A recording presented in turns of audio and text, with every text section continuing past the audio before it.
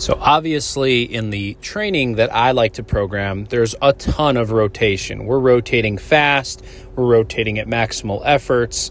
I think the specificity there allows for you to make the most amount of progress possible while also exposing the body to what needs to happen out on the field, what we need to protect against. So from an injury prevention perspective, I think a lot of people look at it from the opposite way that I do. A lot of people will say, well, if you're rotating too much, we're going to get hurt. So we have to limit our rotation because we know that they're going to rotate a lot in their sport as it is. Well, I look at it a little bit differently. I like to say that we are rotating a lot because we need to be prepared to rotate a lot in season. So we don't want that rapid spike in workload at any time of the year, similarly to how a Trevor Bauer type of person would approach throwing. We want to make sure that we are ready to rotate at all times of the year. Maybe not at all times of the year necessarily, but especially as those seasons begin to approach, we just want to make sure that the bodies are ready to handle those sorts of things. That's all good in theory, but in reality, there are going to be warning signs out there that will basically tell you, hey, this is not an individual who should be rotating a ton in their training because they are going to be at a higher injury risk than somebody who is maybe a little more mobile, a little more flexible, rotating a little bit more efficiently. So I kind of wanted to cover the big ones that when you are going to be doing all this rotation in your training, just making sure that you're checking off these boxes first so that you are prepared to rotate pretty frequently in your training without a huge injury risk. So the first one is making sure that you have the requisite levels of mobility and movement patterns necessary to rotate effectively. We always have to remember that anytime we swing or throw or rotate in training, there's going to be that sequence of events coming from the lower body, starting the rotation, working up through the pelvis, into the lumbar, into the T-spine, all the way through the working limbs. Well, if you have a mobility restriction at any one of those major segments, one of the subsequent segments is then going to take on that load. And in order to produce a lot of power is going to probably have to be stretched through larger ranges of motion than maybe it's prepared for, or perhaps put under more stress to provide that force into that rotational movement. So for example, probably the most common one out there is if you can't hinge effectively, then that means that there's a mobility restriction somewhere around the pelvis and low back. Well, of course, now as we're rotating, something is going to go, whether it's the hamstrings underneath, or if it's the mid to upper back or the obliques just above the pelvis, something is going to have to take on that load. And a lot of times the inability to access that hinge range of motion is going to be the indication that you probably should not be doing a ton of rotation in your training. So that's number one. I think when you're going through your warm-up, or maybe it's some sort of an assessment protocol, or whatever it is for that day, make sure that you can access a proper hinging motion, pushing the hips back, not having to use a ton of knee flexion in order to make that hip action happen, and then make sure that we can then rotate around that hip hinged position. So if you're a baseball player, this is especially important if you're a hitter, because the lower pitches are going to have a higher degree of hip hinge than a pitch that's higher in the zone. So when you have to hit that low pitch, you're still rotating extremely fast with your body. We just have to make sure that we can do so while we are hinged.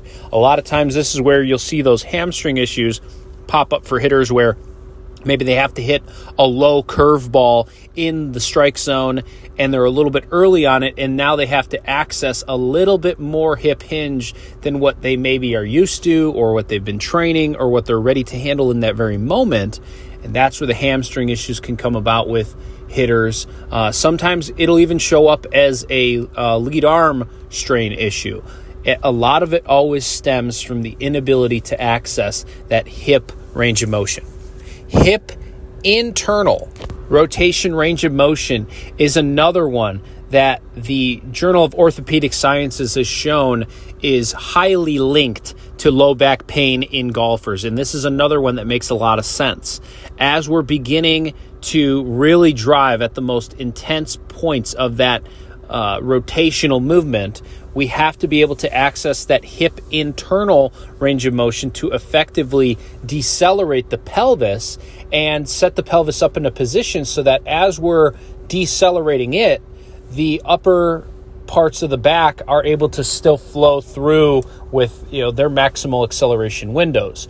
So if you could imagine, if you lack hip internal range of motion, that hip pelvis area is going to be sort of blocked and it's not going to be able to fully rotate through and all the way clear. So now that is slightly blocked. Now the upper back has to take on more rotation, those obliques, the T-spine. We all have to go through more degrees of range of motion to achieve the same action of swinging all the way through the ball. So when you don't have that internal rotation capability at your lead hip, something is going to take on that stress. As I had mentioned before with that inability to hip hinge, it's basically going to be one of the segments above or below. And this, I think, is where a lot of those oblique strains come into play with swinging, because you're simply not able to access enough out of the hip and pelvis rotation. And so now the obliques are going to be strained and put through a larger range of motion. And if you've ever done some sort of a deep lower back or deep sort of rotational stretch there at the hips, imagine being strained beyond your, the where it feels comfortable, and now try to imagine throwing a baseball or exploding into a rotational swing out of that position. Of course, you're going to wind up with some strained obliques. So that's basically what's happening there when you lack internal rotation at that lead hip. Next is T-spine rotation, and I think this is probably the one that is most common in those very highly developed college baseball players that have been lifting for years. Sometimes you'll see it in pro ball as well, where they're super big and stiff in their chest and in their upper back from years of bench pressing and lat pull downs and all that good stuff, and they haven't addressed that T-spine mobility enough. And now they're entering into their 20, 22, 24-year-old age range where they're just stiff as a brick in their upper body, and they're wondering why their lead shoulder is so sore or why their back is so stiff when they're rotating. And I think a lot of times it is because they lack that T-spine rotation. Basically, what you want to have out of your T-spine rotation is just a little bit of extra give when you're loading, basically preparing to swing, and then when you're unloading, basically finishing the swing off. The swing comes through super fast, and we just have to make sure that we can access enough range of motion that if it's a slightly awkward swing, maybe you're finishing one-handed on an off-speed pitch or something like that, or it's a pitch slightly out of the zone, we can finish with that arm and kind of drape it across the body just a little bit more. That's what you're looking for out of the T-spine rotation. I don't necessarily think you need a ton of it. In fact, I know that you don't, because the best hitters that I've ever tested and have had in-house, I've talked to an MLB Hall of Famer. His T-spine mobility is horrible. And so you're talking about some of the best hitters in the world that I've been able to come across, and the one thing all of them do not have is great upper back T-spine mobility, but that doesn't mean that it should be ignored either, and you should definitely be at least adequate in that area if you want to be able to swing a lot, rotate a lot in your training. But so now I've covered the big three: the hip hinge, the lead hip internal rotation, and the T-spine mobility. We have to make sure that we come up with a warm-up protocol to make sure that we're checking off those boxes before we start rotating fast. So I've always talked about a potentiating warm-up. I still think a potentiating warm-up matters a lot, but we have to make sure that we can access these ranges of motion before we really start getting into it. I would say that probably the hip hinge stuff is the most important. If you have gone through some sort of lower back issues in the past, you'll know exactly how important it is to make sure that you can access that hip hinge, access those hamstrings, make sure that they're flexible, mobile. You also have to make sure that you're strong in those end ranges. And I've talked about this many times in the past.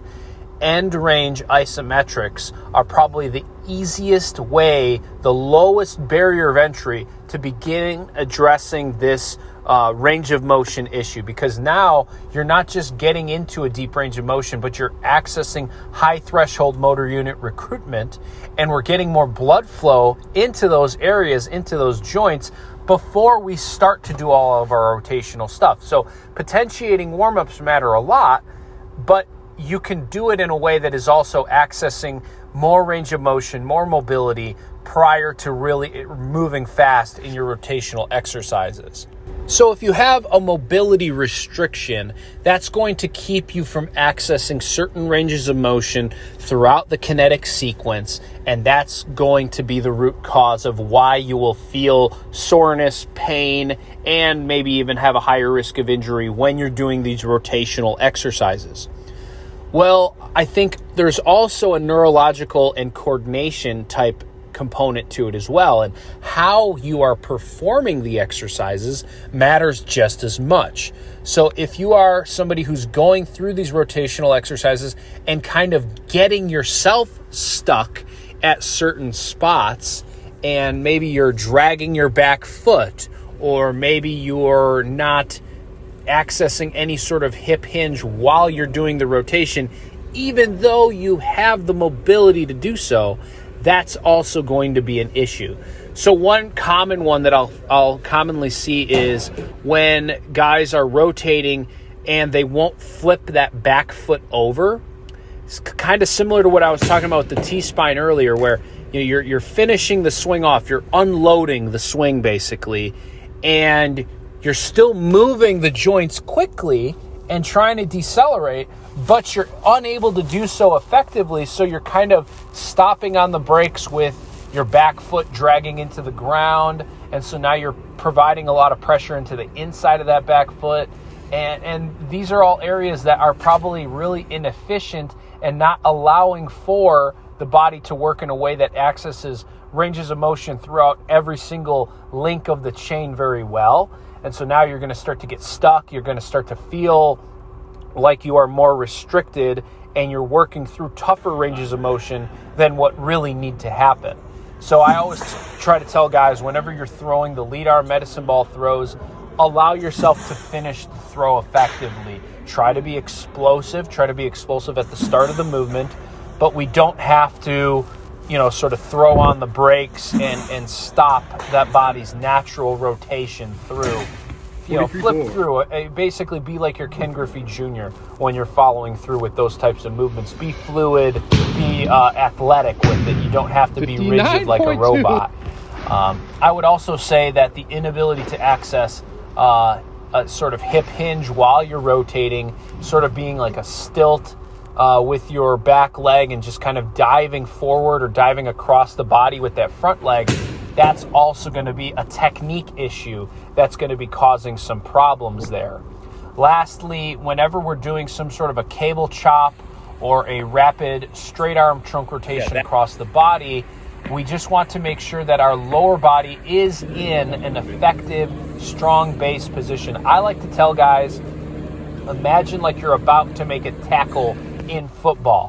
What is the position that you would want to be in there? What's your strongest, most athletic base that you can put your body in? Get there first. If you're just standing straight up and down with no ability to really access a proper pelvis position, now your lower back is going to take more abuse than it needs to in this explosive rotational chopping exercise. So just make sure that you are in a good place first, a good athletic position, and you're working through that motion quickly and explosively, but also athletically, and allowing for the body to sort of decelerate effectively instead of trying to force the body from a bad position and working through that.